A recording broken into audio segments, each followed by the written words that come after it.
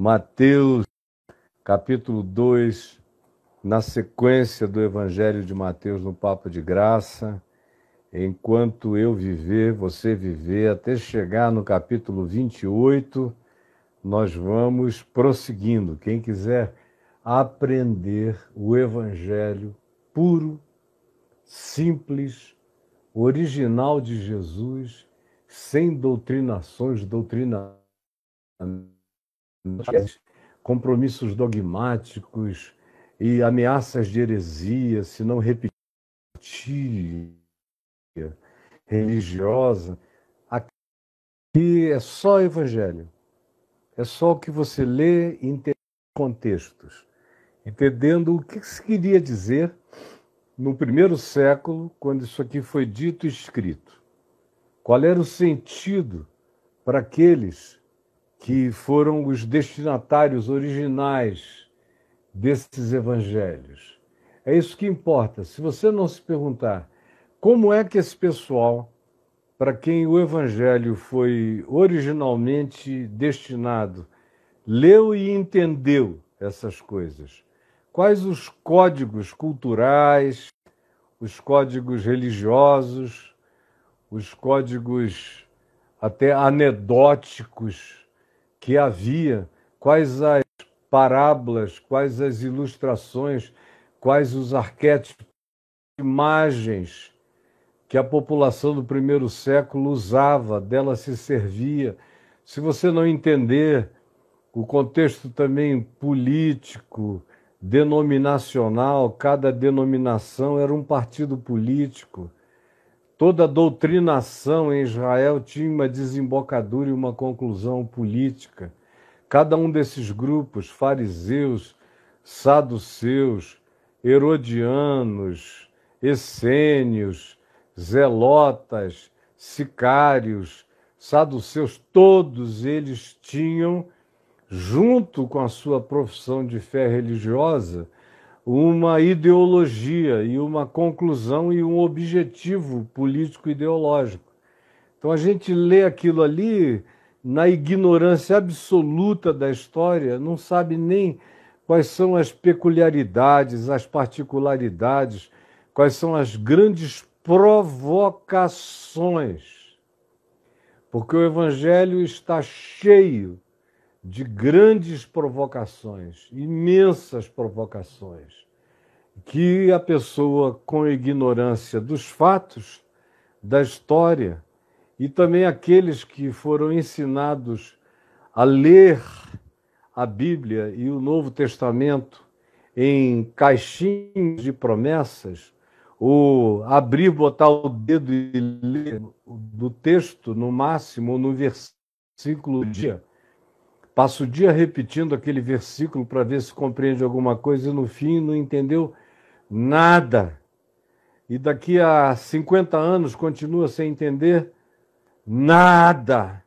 Porque nem a leitura escorreita de carreira ensinam a fazer.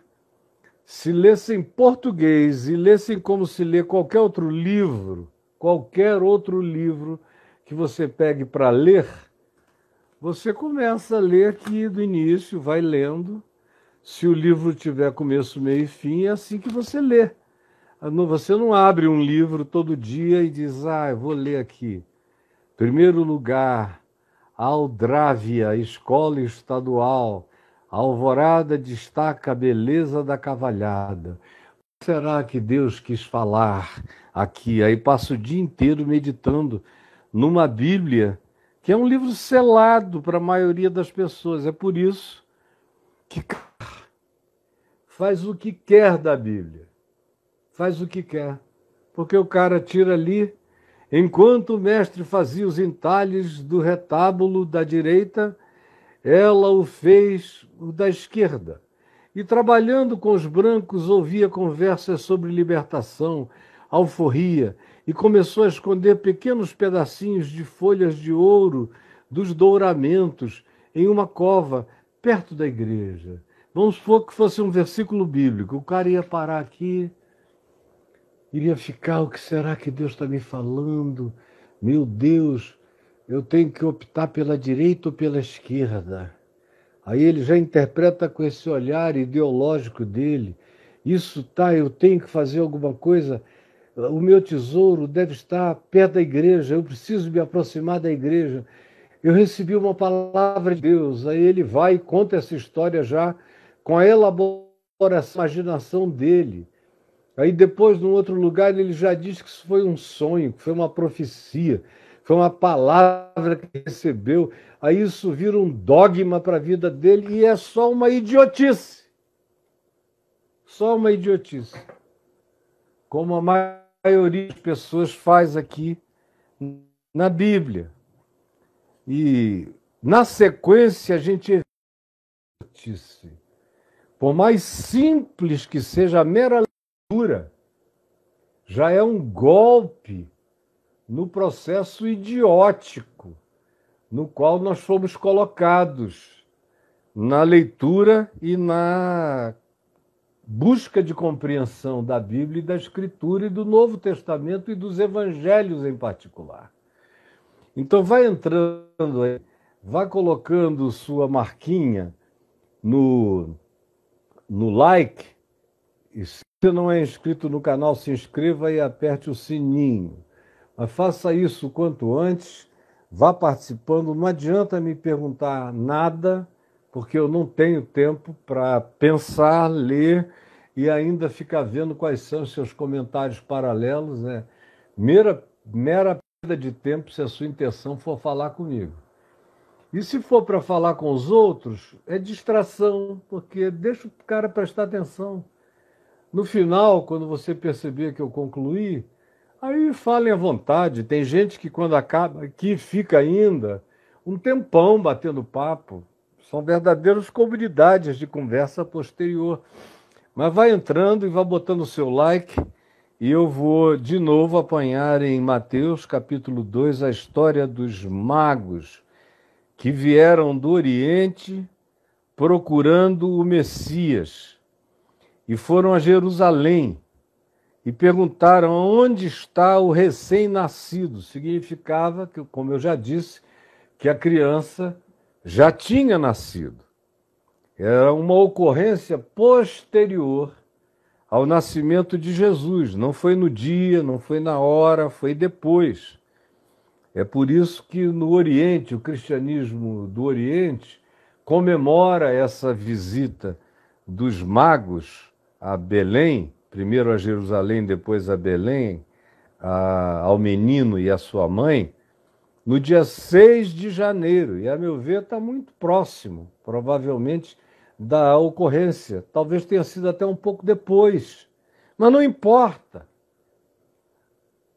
A narrativa é uma narrativa de verdades, não de cronologias. Ela não é exausta na sua tentativa cronológica, nem de detalhamentos históricos. A concentração da narrativa é ensinar a verdade essencial do que aconteceu. É isso que importa, é só isso que interessa. O resto é distração. Então eles vieram e perguntaram: cadê? A gente veio adorá-lo. Aí quando a população de Jerusalém ouviu isso, se alarmou. Eram 35 mil pessoas que moravam na cidade amuralhada. Imaginem, uma população pequena num lugar denso. A conversa era só essa. Tem uns caras que vieram de longe, riquíssimos, adorar o recém-nascido rei dos judeus. Aí é óbvio que o serviço de informação, a ABIN, de Herodes o Grande, contou a história no palácio. Na mesma hora, Herodes mandou chamar aquela comitiva que tinha vindo ou do Iêmen e da Pérsia, ou da fronteira do Iraque, a antiga Mesopotâmia, daquelas localidades tinham vindo. Todos os três eram astrônomos, astrólogos. Era essa a ciência mais evoluída daquela época, era isso que eles se dedicavam. Eram os pesquisadores da NASA do Oriente, essas pessoas que estavam pesquisando os céus, querendo entender sinais, linguagens, conhecimentos universais, eram pessoas dessa natureza que o Evangelho descreve. E quando eles vieram, e Herodes mandou chamar os escribas, os acadêmicos, os hermeneutas, os exegetas, os teólogos, as autoridades religiosas, reuniu todo mundo no palácio. Falou, olha, esses homens estão procurando o recém-nascido rei dos judeus. Tem alguma profecia que diz onde esse cara vai nascer? Porque se tem, eu quero saber onde é. Porque eu quero ir lá também adorar, fazer caramuru, caramuru, dar beijinho e cheirar o pé da criancinha. Herodes, aquele monstro que é recuperado no Apocalipse, como aquela besta, aquele dragão que quer comer a mulher e o filho que ela dera à luz, os quais tiveram que se refugiar no deserto, que é uma alusão tomando José, Maria e o menino e a perseguição de Herodes, que veio logo a seguir, e o exílio no Egito. Então, esse episódio histórico ilustra o que o Apocalipse vai usar depois como arquetipia para determinar a perseguição daqueles que são genuinamente o povo simples do Cordeiro, aqueles que são as pessoas que carregam o testemunho simples do Evangelho na vida, como o menino que nasceu de uma virgem. São esses que carregam o testemunho de Jesus no mundo. Não são os que habitam em palácios, não são os donos dos grandes impérios cristãos, não são as realezas representantes dos emblemas do cristianismo, nem da cristandade, nem de coisa alguma. Ao contrário, continua a ser, o trono é manjedoura, os personagens são anônimos, é um homem de Nazaré e uma menina também, a gente mal sabe os nomes deles, eles nascem porque não tem lugar, nascem na estrebaria, o menino nasce numa gruta, é ali que tudo acontece, e eles são surpreendidos por manifestações dos céus, da terra, do mundo paralelo, de outras dimensões, de corais de anjos, de outras dimensões cantando, visita de gente estranha, velhos dizendo, pode me levar agora, Senhor, porque os meus olhos já viram a salvação prometida a Israel. É esse tempo que ninguém importante vê, nem sabe. São os simples, os pequeninos, são os desavisados, são os que não tinham informação, são os que não procuravam, são os que estavam fora da religião. Isso acontece fora das muralhas de Jerusalém. Jerusalém é o lugar da questão, da pergunta, onde? É o lugar da Bíblia, das respostas, mas não é o lugar da obediência. Porque uma vez que Herodes indaga, e as autoridades, e os acadêmicos, e os teólogos respondem, citando Miqueias, capítulo 5, verso 2, dizendo, é em Belém da Judéia, porque está escrito, tu, Belém, Efrata, não és e não serás de maneira nenhuma a mais desprezível das aldeias de Judá, porque de ti sairá o guia, que significa o mestre, ou significa também a estrela, porque essa palavra guia, para aqueles magos que estavam em Jerusalém buscando a informação, era a palavra adequada, porque eles estavam sendo guiados. Vimos a sua estrela, guia.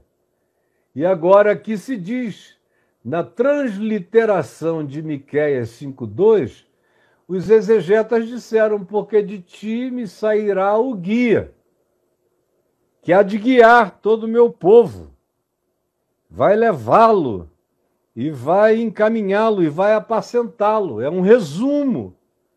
Eles nem citaram o texto original, completo de Miqueias, que era pleno e diz coisas muito, muito, muito especiais que vale a pena, como, por exemplo, a designação desse guia, que nasceria em Belém da Judéia, e se diz que ele era desde os tempos antigos, desde os dias da eternidade. Você pode imaginar uma coisa dessa?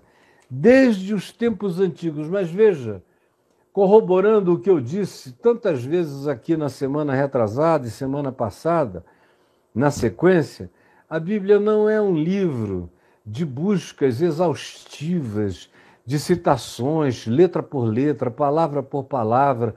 A religião é assim.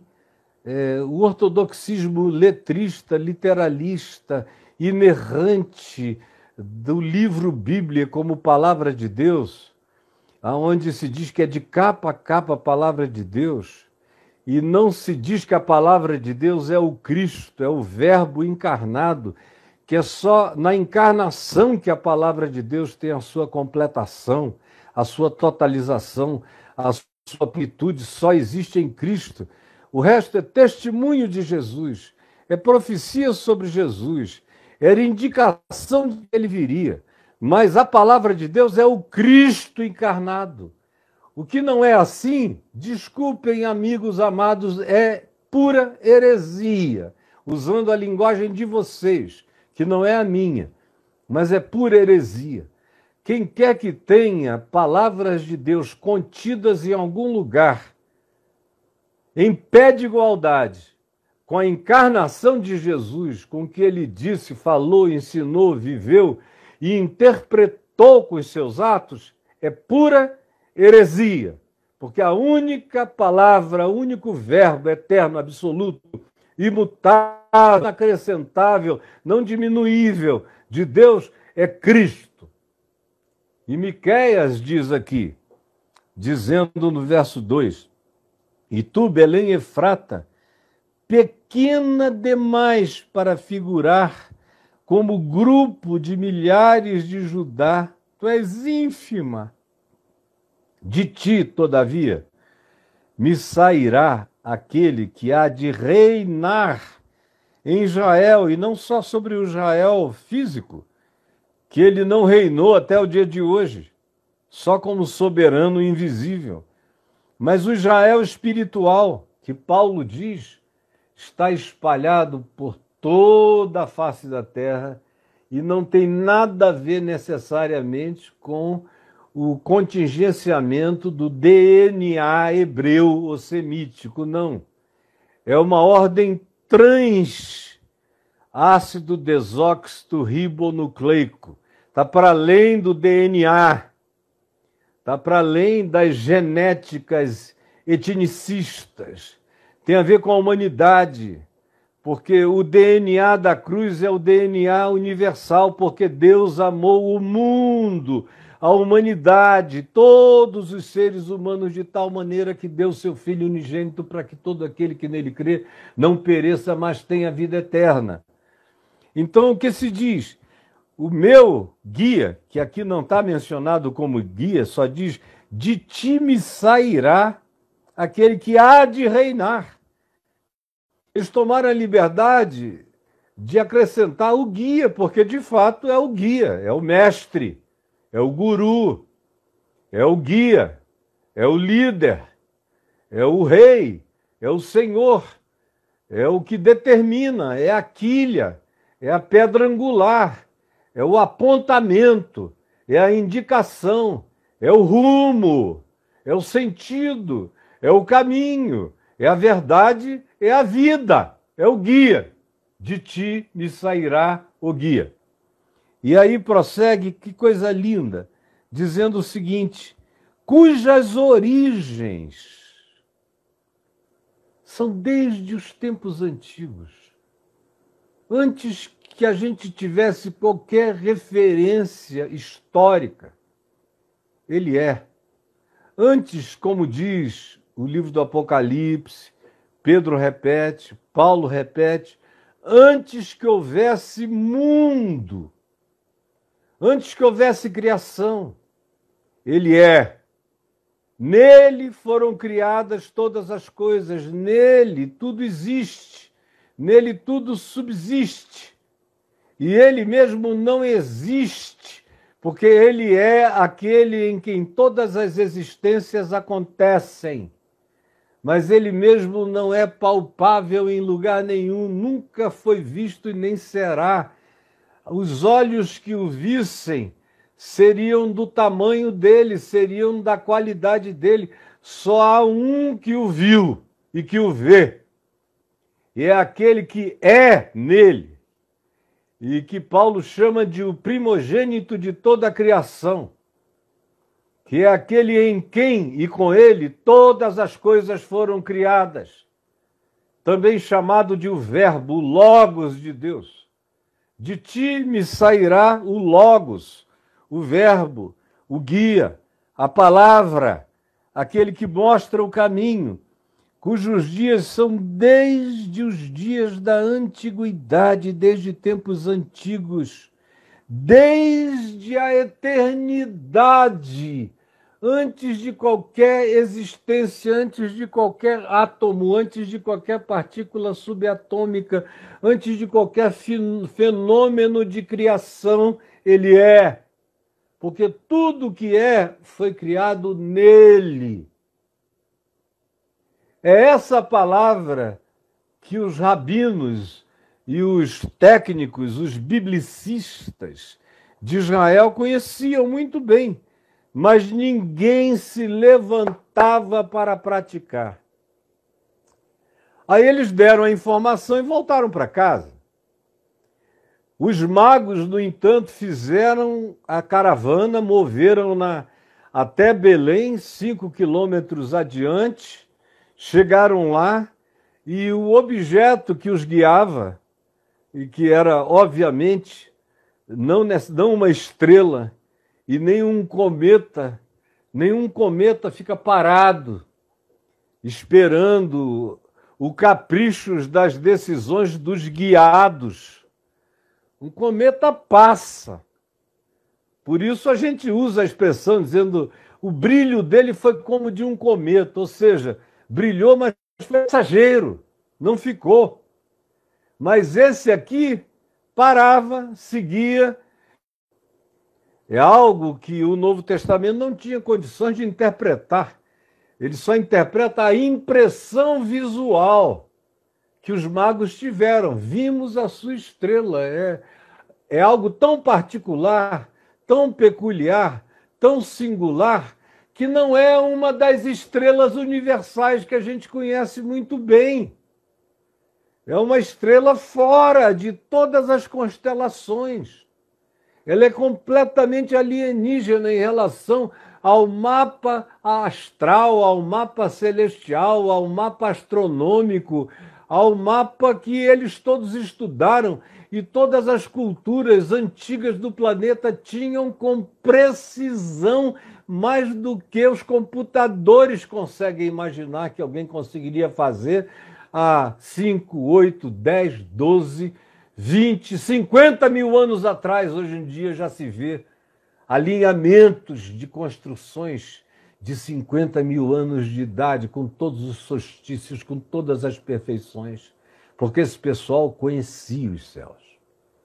E é esse pessoal que diz: nós vimos a sua estrela, era particular, era algo único, singular, era algo que tinha uma inteligência que conduzia, e parava, e seguia, deixava eles aprenderem no caminho e prosseguia.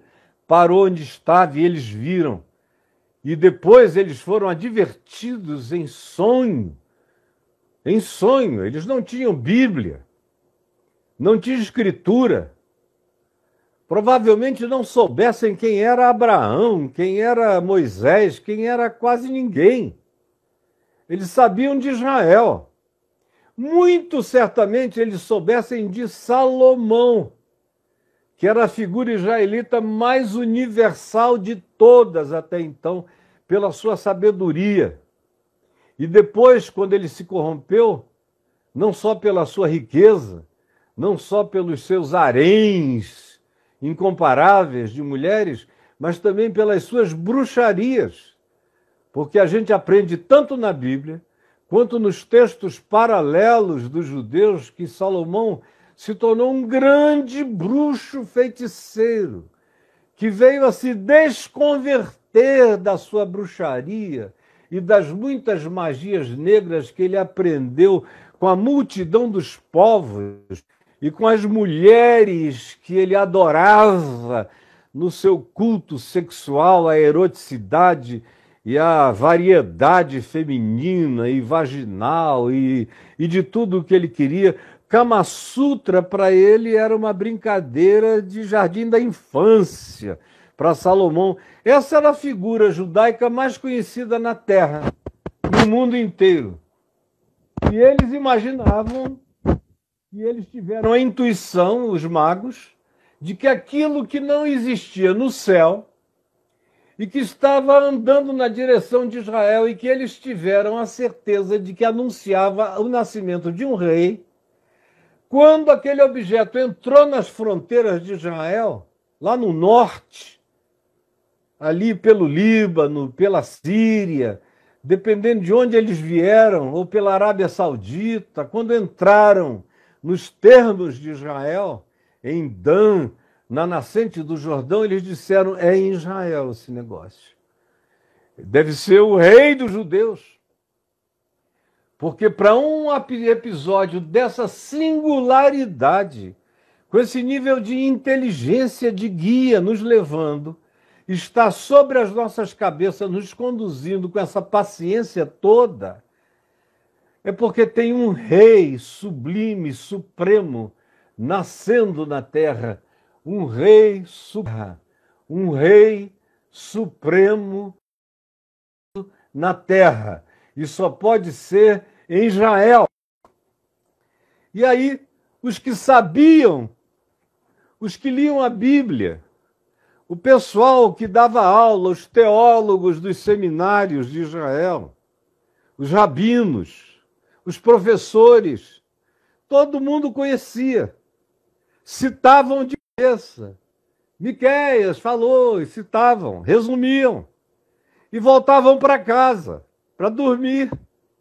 Agora, esses caras que tinham andado já meses no desconforto, no lombo de jumentos, armaram a tenda na mesma hora, empacotaram tudo e seguiram para Belém, até que chegaram e acharam o que procuravam.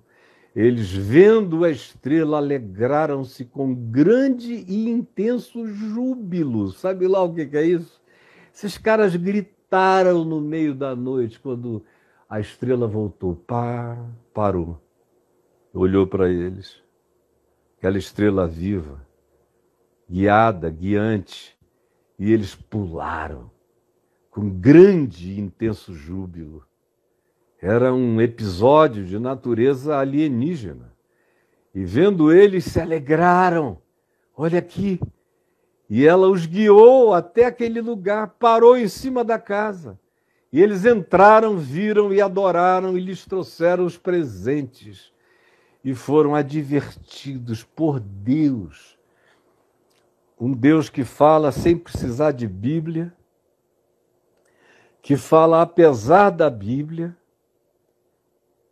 que fala contra os mestres da Bíblia, que fala e só os que obedecem são os que nada sabem, mas que já carregavam uma intuição obediente no coração, de modo que a palavra bíblica foi só uma corroboração, só uma validação, foi só um ajuste do GPS deles.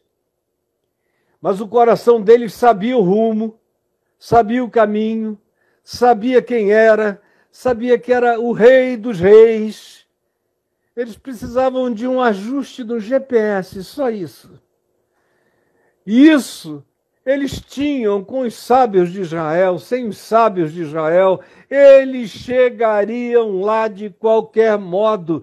Eles passaram por Jerusalém não para receberem uma instrução, mas para trazerem um juízo. Preste atenção nisso. A visita desses magos do Oriente a Jerusalém, aonde o templo estava erguido, com 24 horas de culto, de turnos, de animais sendo queimados nos altares, sacerdotes sem parar de cultuar, enquanto Deus dizia a Malaquias: quem me dera houvesse alguém que fechasse as portas dessa casa podre, desses cultos podres, desses negócios e negociatas, desse covil de salteadores. Quem me dera, porque eu não suporto a iniquidade associada ao ajustamento solene, eu não suporto ver vocês matarem os cordeiros enquanto o coração de vocês é cheio de homicídio e de ódio pelo próximo, pelos humanos. Esse é o lugar mais mal assombrado do mundo, é esse templo de Jerusalém. Assim como é aquela basílica do Santo Sepulcro. Qualquer pessoa com sensibilidade entra ali e se sente mal.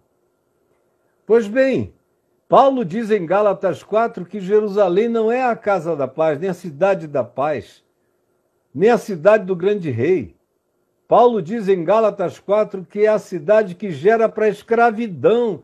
Ele a compara metaforicamente à escrava de Sara, a Agar, mãe de Ismael, que gerou o filho da escravidão. Não gera filhos para a liberdade, só gera filhos para a prisão. Como toda a história bíblica do Velho Testamento e todo o testemunho dos profetas nos dizem: Jerusalém, Jerusalém, que matas os profetas e apedrejas os que te foram enviados.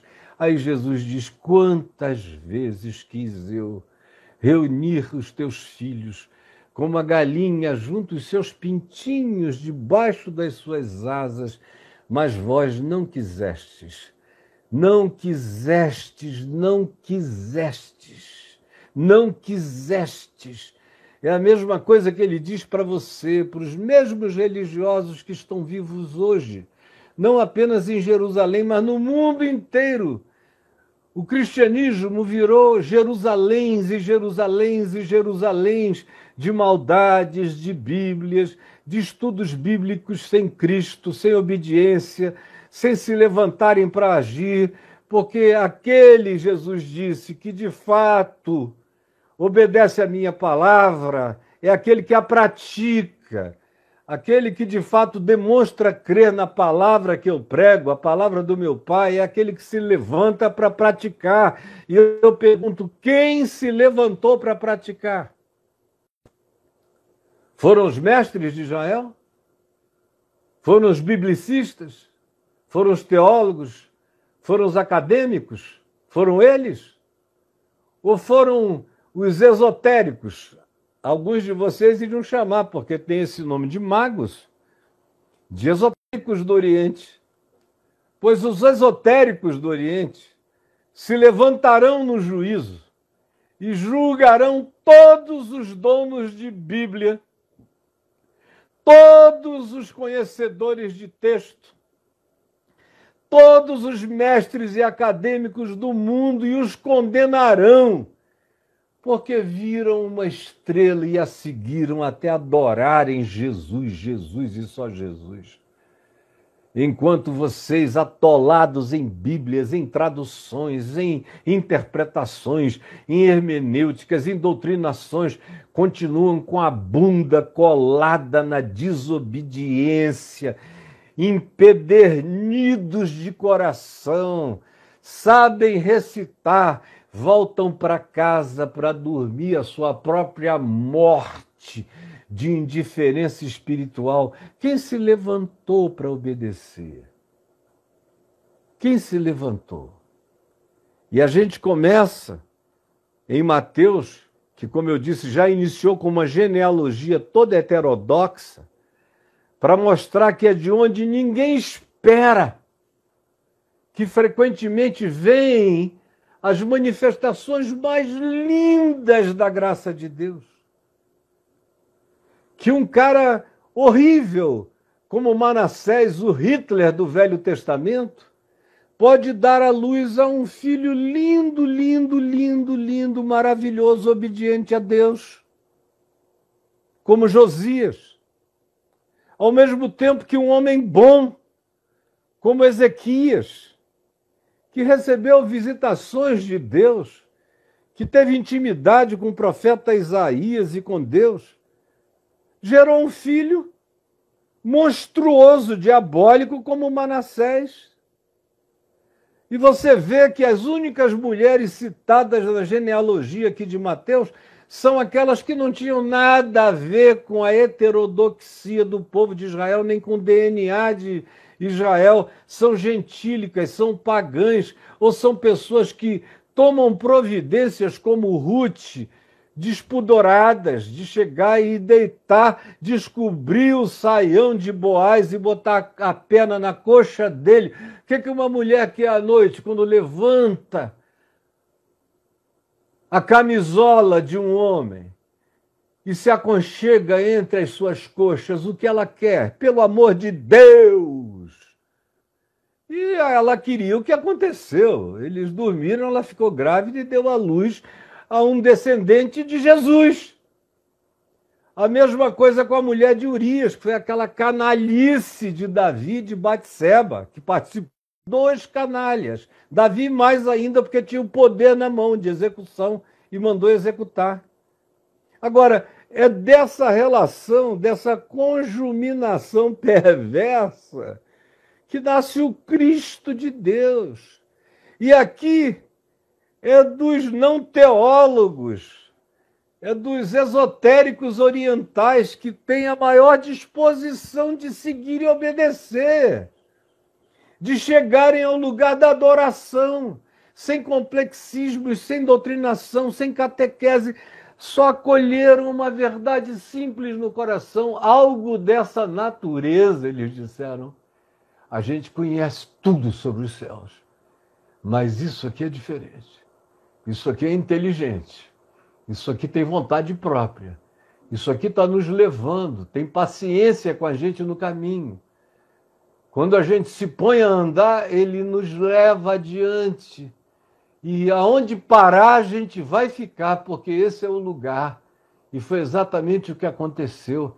A primeira manifestação de obediência a Deus, depois da de Maria, dizendo: eis aqui a tua serva, faze em mim conforme a tua vontade, porque na minha humildade tu me contemplaste e me concedeste a graça de ser a mãe do meu Salvador.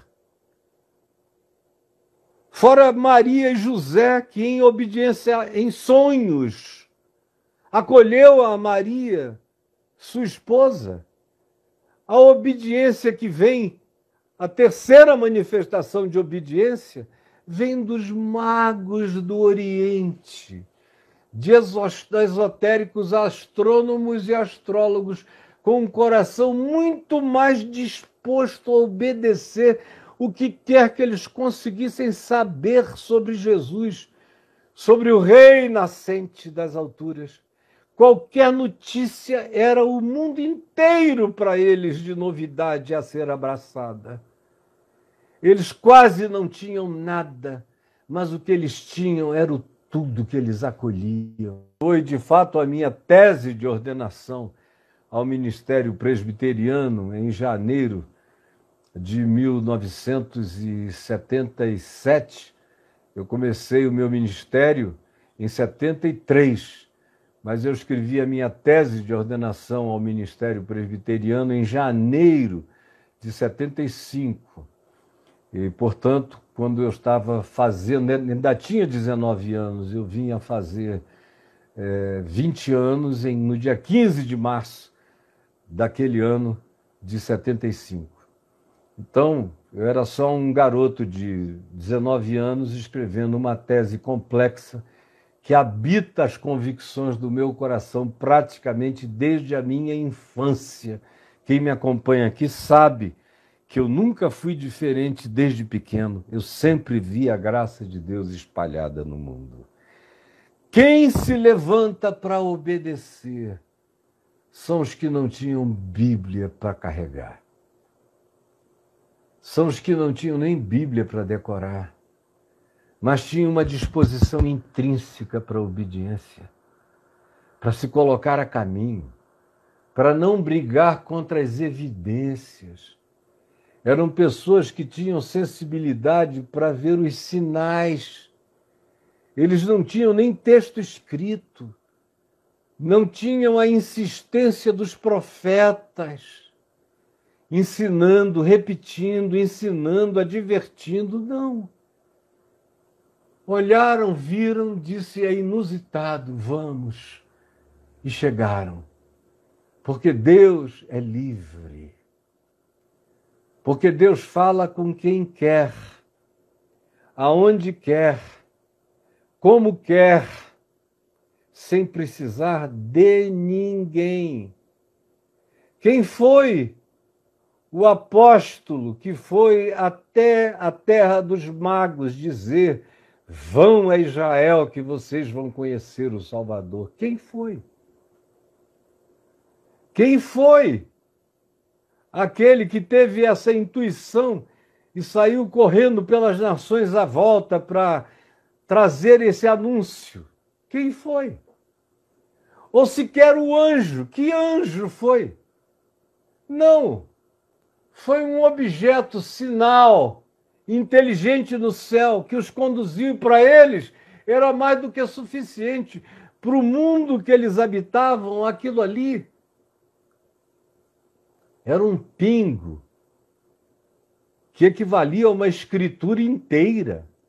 A gente diz numa expressão brasileira que um pingo é letra. Para quem sabe, um pingo é letra. E para esses caras, um pingo era mais do que a escritura inteira. Porque os rabinos de Israel, os sábios, tinham a escritura toda, a Torá, os salmos, as sabedorias, os profetas, sabiam Miqueias de cor, sabiam que era Belém, sabiam tudo, recitavam tudo, repetiam tudo e ninguém se levantava para adorar ninguém, obedecer nada. O único que foi depois a Belém foi com a intenção de matar. Ele mesmo não foi, mas mandou os seus oficiais e a sua guarda matar todas as crianças que tinham nascido de 2 anos para baixo, para não correr o risco de que eles não tivessem, os magos, precisão tão certa do dia e da hora do nascimento. Então, para não haver erro, Herodes mandou matar com uma folga, com uma margem de antecedência muito grande para ninguém escapar. Mas assim como os magos foram advertidos em sonho, olha como os rabinos não ouvem Deus em sonho, ninguém lá ouve Deus em sonhos.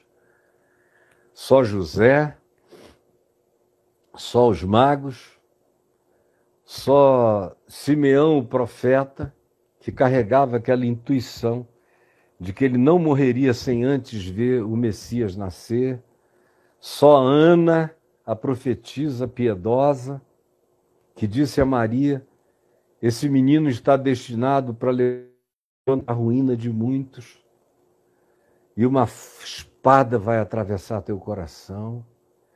Só Isabel, prima de Maria, que quando ouviu a voz de Maria saudando-a lá em Karen,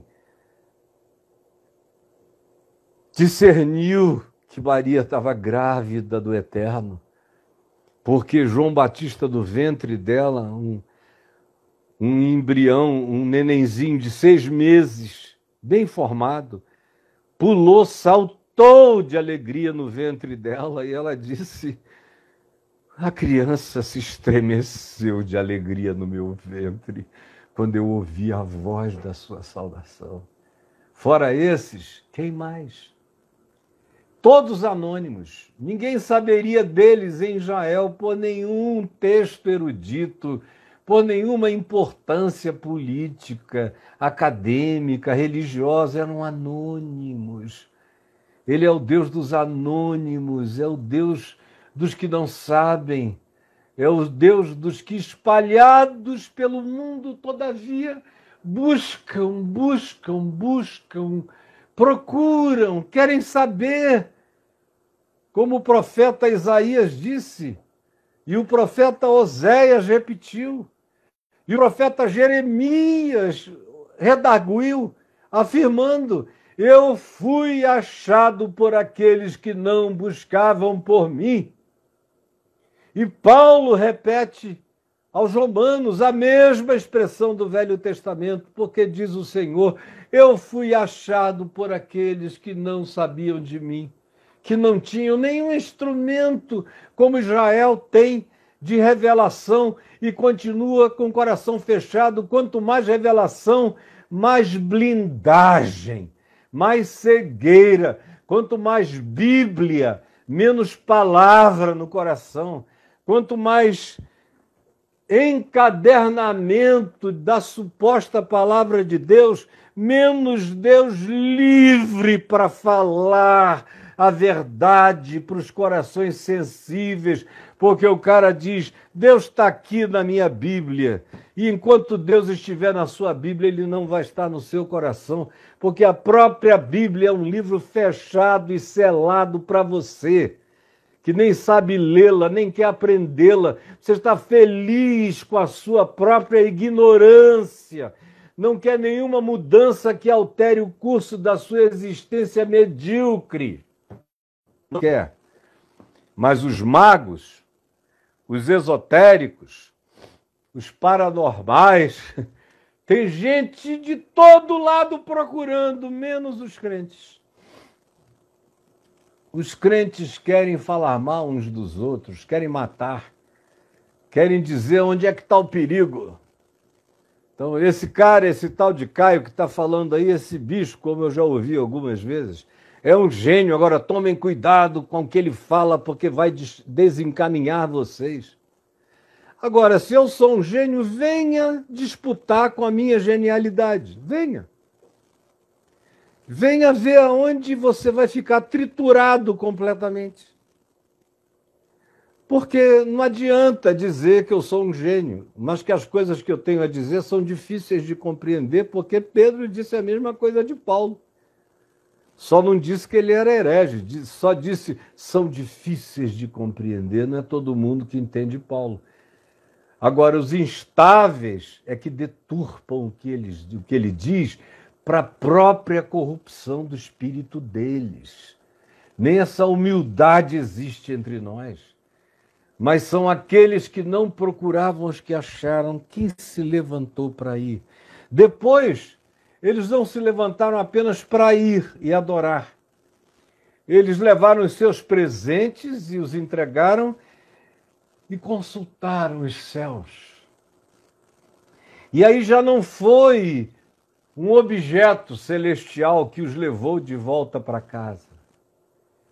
Não, ele já tinha agora transcendido o objeto que os trouxe, o guia celestial que os trouxe, já tinha sido transcendido.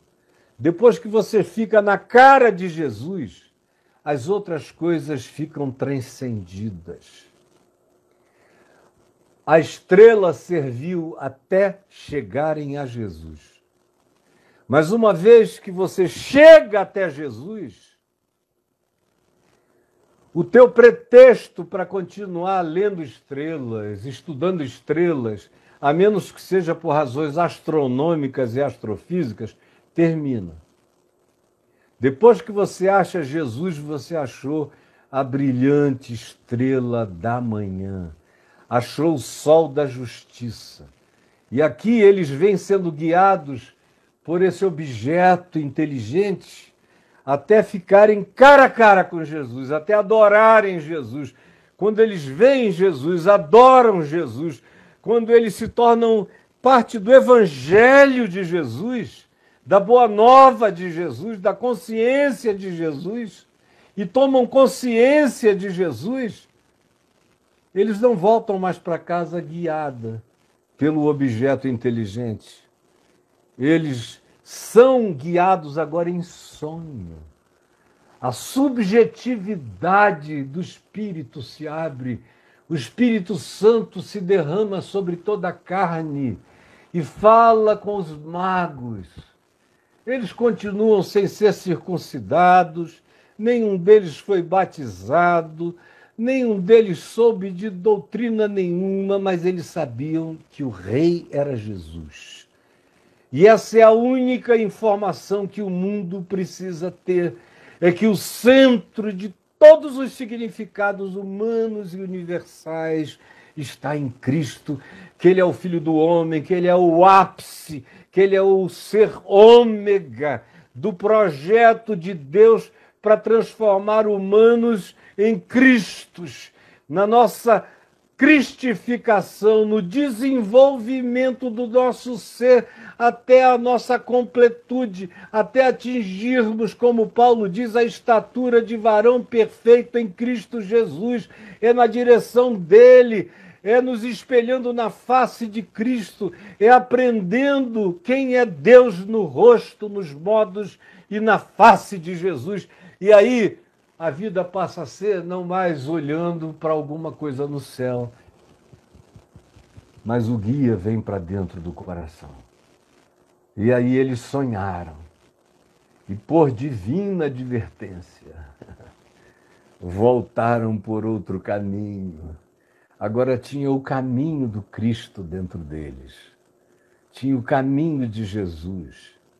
Agora eles sabiam ir com as próprias pernas, sabiam o que fazer, para onde voltar, o que levar. A alegria que os possuíra nunca mais os deixaria. Estaria com eles para o resto de suas existências. E eles propalaram e divulgaram com os termos que lhes eram possíveis o que eles tinham experimentado, visto. Divulgaram como puderam. E aquilo que eles tinham recebido era luz bastante suficiente para deixar o coração deles nesse estado de incandescência celestial para sempre. Foram guiados em sonho, prevenidos por divina advertência, para fugirem de Herodes, para saberem que o caminho político não é o caminho da graça, é frequentemente o caminho da ameaça, e que a associação com esses seres do poder pode corromper o ser e levar a gente a matar Jesus no nascedouro. Matar Jesus no nascedouro, como milhares de outras gerações de cristãos o fizeram. Voltaram para Herodes, que matou Jesus no nascedouro. Obviamente que é uma frase metafórica, parabólica que eu estou usando, mas que a Bíblia usa. O escritor de Hebreus diz: crucificar a Cristo a segunda vez, matar de novo o Filho de Deus. São repetições. Quando a gente sabe e não toma posse da graça anunciada, antes retroage, como a carta que foi escrita aos Hebreus, que eram pessoas que estavam retroagindo, que estavam deixando a adoração em espírito e em verdade, trocando-a de novo pelo mobral do culto no templo, oferendas de bezerros, ovelhas e carneiros, festas judaicas, tudo isso que era obsolescência, que tinha tido Alzheimer, tinha caído em caducidade. Eles estavam voltando lá para essas bobagens. Por isso o nome da carta é aos Hebreus, que significa aqueles que não param de andar adiante, de crescer, de evoluir, de se desenvolver. E lá está dito: é impossível renovar para arrependimento, capítulo 6 de Hebreus, aqueles que crucificam o Filho de Deus a segunda vez. Como a gente vê todas as vezes que você vê a graça de Deus sendo trocada por salvação, por dízimo, por oferta, por campanha, por barganha, por suborno a Deus e a anjos, nessas tentativas patéticas e demoníacas que a religião propõe, estão crucificando de novo o Filho de Deus. Estão rolando a pedra de 1,5 toneladas para frente da tumba da ressurreição. Estão querendo desfazer o que está feito, consumado, acabado, definitivamente realizado, tetelestai, está pago. Mas eles não querem tomar posse disso, porque eles vivem da venda contínua, como camelôs todo dia, da repetição dos mesmos produtos, para a mesma idiotice humana se servir na mesma dependência. Não é possível, que não dá para entender. Mas esses homens que vocês taxariam de esotéricos entenderam e nenhum de vocês entendeu. Os teólogos de vocês, da denominação de vocês, os sábios de vocês não entenderam. Até mesmo alguns caras mais iluminados, dos pais da igreja, da patrística assim chamada, dos que foram os sábios cristãos do 2º século, 3º, 4º século, 5º século, 6º século, quem foi mais longe, mais distante, mais profundo na interpretação desse texto dos magos foi Agostinho, que disse o seguinte, que esse texto estava aqui posto por Mateus para mostrar para toda a humanidade como as outras religiões eram subservientes ao cristianismo. As outras religiões, então Jesus virou o cristianismo. E os magos se ajoelhando e trazendo presentes era o que as outras religiões tinham que fazer agora, depois do imperador Constantino, era dar as suas riquezas para o cristianismo, para Jesus. Foi a interpretação mais eclética. Concedeu apenas esse lugar de subserviência e pagamento de imposto e dádiva de presentes, mas não passou daí. Não passou daí. E eu quero parar aqui, porque o nosso tempo já correu, já 1 hora que eu estou falando. E talvez você ache que eu repeti algumas coisas da outra vez, é porque é preciso repassar algumas coisas, especialmente porque eu fiquei um fim de semana todo sem falar e 2 dias dessa semana. Então, eu quero concluir dizendo o seguinte para você, guarde isso no coração. Amanhã nós vamos falar do exílio, da ida de Jesus com José e Maria para o Egito. E é um outro assunto, é como não só não houve lugar para eles na hospedaria, como não havia lugar para eles em Israel. Não havia lugar para ele entre o chamado povo de Deus. Jesus, no meio do povo de Deus, está sempre em perigo. Tem sempre alguém querendo matar a mensagem, calar a mensagem, selar a mensagem, ocultar a mensagem. É um perigo. Tem sempre alguém querendo liquidar os pequeninos com os quais Deus habita. Tem sempre gente dizendo não é possível que os anônimos tenham uma história para contar que nós não temos, uma experiência com Deus que nós não carregamos. Nós somos as autoridades validadas para declararmos Deus no mundo e ninguém além de nós, e fora de nós, fora da igreja, fora de Jerusalém, fora do templo, não há salvação.